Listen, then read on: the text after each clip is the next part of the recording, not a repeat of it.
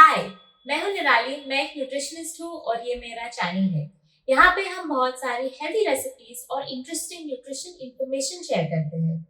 आज मैं बात करने वाली हूँ एक बहुत ही कॉमन प्रॉब्लम के बारे में, जो है कॉन्स्टिपेशन। कॉन्स्टिपेशन का नाम सुनते ही लोग बड़े अनकंफर्टेबल हो जाते हैं।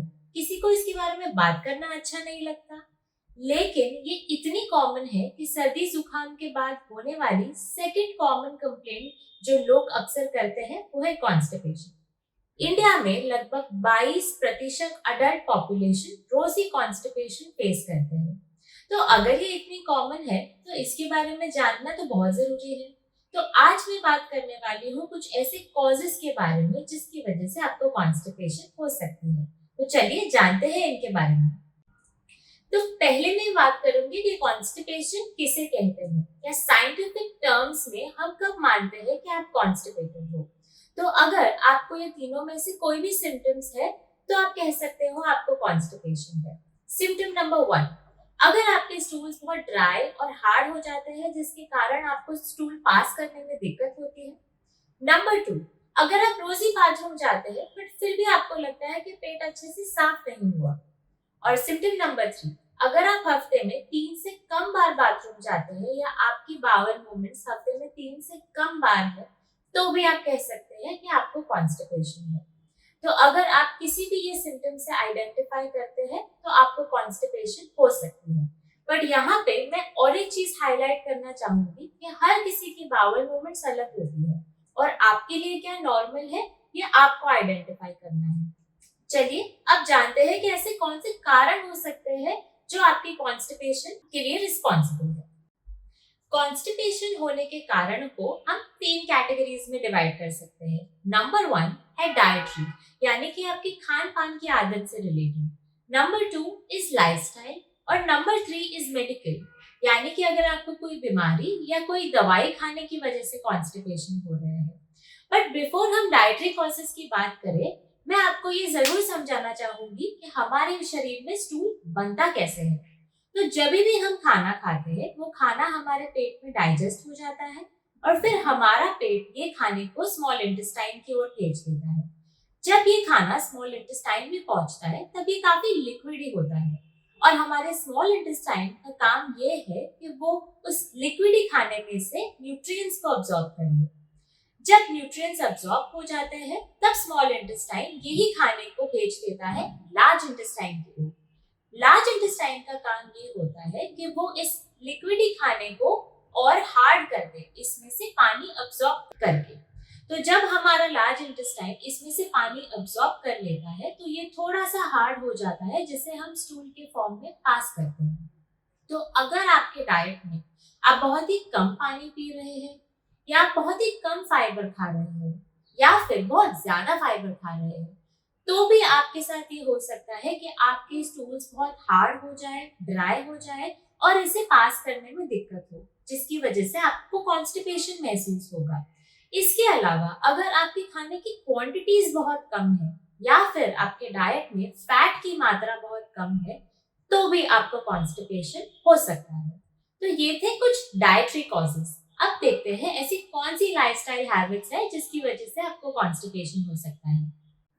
3 कॉमन लाइफस्टाइल हैबिट्स जिसका असर आपके पेट के हेल्थ पे हो सकता है। नंबर 1, लैक ऑफ एक्सरसाइज और एक्टिविटी। अगर आपकी जिंदगी बहुत ही सेडेंटरी है जहां आप ज्यादा समय तक बैठे रहते हैं या फिर आप बिल्कुल ही कोई भी एक्सरसाइज नहीं करते तो भी आपकी पेट की हेल्थ पे असर पड़ सकता है।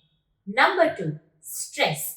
अगर आपने नोटिस किया होगा तो ये अक्सर होता है कि अगर हम बहुत एक्साइटेड है या बहुत अच्छा फील कर रहे हैं तो एंजाइटी की वजह से पेट में कुछ गुड़गुड़ सी महसूस होती है जिसे हम इंग्लिश में कहते हैं बटरफ्लाइज इन योर स्टमक।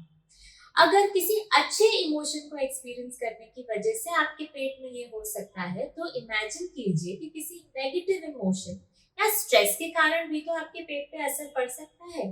तो स्ट्रेस भी एक कॉमन कारण है कॉन्स्टिपेशन होने का। और नंबर 3, लैक ऑफ स्लीप। आपने अक्सर नोटिस किया होगा कि अगर आप कहीं ट्रैवल कर रहे हैं या किसी और टाइम पे फ्लाइट पकड़ रहे हैं जहाँ पे आपको सुबह उठ के 3-4 बजे जाना पड़ा तो शायद से आपको उस दिन कॉन्स्टिपेशन महसूस होगी। दिस इज बिकॉज अगर हम कम समय के लिए सोते हैं, स्पेशली अगर आप रेगुलर बेसिस पे 6 साढ़े 6 घंटे से कम सोते हैं, तो भी आपकी पेट की हेल्थ पे असर हो सकता है और ये सारी चीजें आपको कॉन्स्टिपेटेड कर सकती हैं।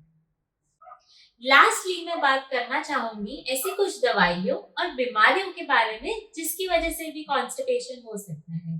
तो ऐसी बहुत सारी दवाइयां हैं जिसको लंबे समय तक लगातार यूज करने से आपके पेट की हेल्थ खराब हो सकती है, जैसे कि pain killers, anti allergens, anti inflammatory medication, antacid और आयरन सप्लीमेंटेशन।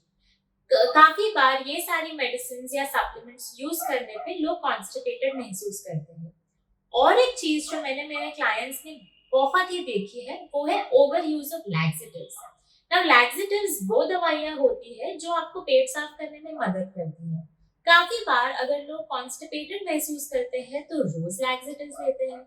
अगर इन्हीं लैक्सेटिव्स को आप लंबे समय तक यूज करेंगे तो आपकी बॉडी लैक्सेटिव्स को यूज टू हो जाएगी और आपकी बॉडी की पाचन करने या डाइजेस्ट करने की क्षमता कम हो जाएगी और बिना लैक्सेटिव खाए आपका पेट साफ ही नहीं होगा। तो कभी भी लैक्सेटिव्स को लंबे समय तक नहीं यूज करना चाहिए, उस पर डिपेंडेंट होना आपके लिए सही नहीं होगा। इसके अलावा कुछ बहुत सारे ऐसे मेडिकल कंडीशंस भी है जिसमें लोग कॉन्स्टिपेटेड महसूस करते हैं, जैसे कि थायराइडिज्म, डायबिटीज, आईबीएस या इरिटेबल बाउल सिंड्रोम। यहाँ तक कि प्रेगनेंसी में भी बहुत सारी औरतें कॉन्स्टिपेशन की कंप्लेन करती हैं। तो ये थे कुछ कॉमन कॉजेस जिससे लोगों को अक्सर कॉन्स्टिपेशन हो जाती है। अगले वीडियो में मैं आपके साथ शेयर करूंगी कुछ बहुत ही इजी सिंपल होम रेमेडीज जिससे आप कॉन्स्टिपेशन से छुटकारा पा सकते हैं। तो अगर आप उसके बारे में जानना चाहेंगे तो हमारे चैनल को जरूर सब्सक्राइब कीजिएगा। अगर आपको ये वीडियो अच्छा लगा या फिर अगर आप और भी टॉपिक्स पे कुछ ऐसी इंफॉर्मेशन चाहते हैं तो हमें कमेंट सेक्शन में कमेंट करके जरूर बताइए। Till then, good bye.